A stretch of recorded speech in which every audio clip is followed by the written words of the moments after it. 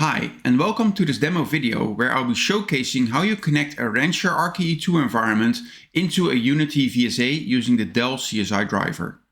So let's look at the demo environment first. So out here I have a Unity array, and as you can see currently for the block storage there's nothing CSI related. There's one data LUN, but that's not related to CSI at all. I also have a Rancher environment running an RKE2 cluster, and here I actually already have some storage defined already. So for example, when we're looking at the storage classes, you can see that there's already a storage class for PowerFlex, and there's already a PowerStore CSI driver active as well. So what we'll be doing now is actually adding the Unity. In order to do that, we need several things. First of all, we need a namespace and we need some secrets. So I already created a namespace, and when you look at the secrets, you can see I've got the certificates that I needed to create, I needed to get from the Unity in order for the driver to work, and also the credentials. So if you look at the credentials, it's a very simple file. It basically specifies username, password, the array ID, and the IP address where I can actually reach it. So with that, we should be ready to deploy the CSI driver. One thing that we will need are, of course, some storage classes. So I've already prepped that. I can simply say create me storage class from file for Unity iSCSI and for NFS. And basically that's all we need in order to have Rancher set up the Unity CSI driver automatically.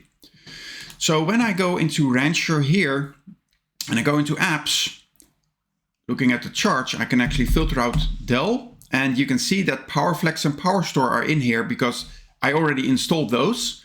There's also Unity in here. So when I click Unity, I can simply say install. For the namespace, we will be using the namespace Unity. And other than that, I don't need to do anything specific. I can just start the installation. Oh, there we go. You can see that the Unity installation is now pending install. And here you can see what's happening. So it's waiting for the deployment to be ready, and it's installed successfully already.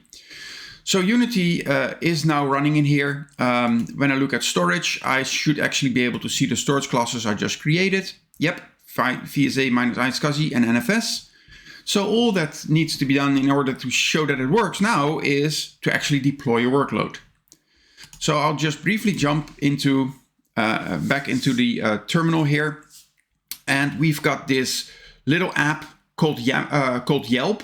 And Yelp is a small microservice app that uses two PVCs in the backend.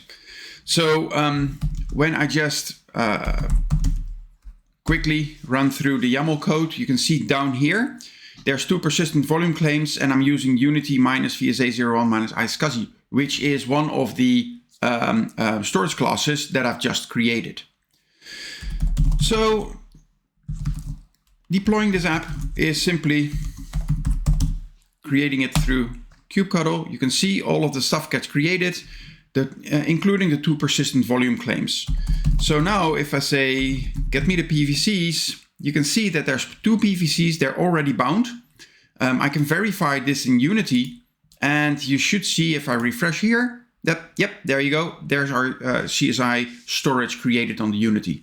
So that's basically how simple it is to deploy the Unity CSI driver onto a Rancher environment. Thank you for watching this video, and stay on the lookout for more. Bye bye.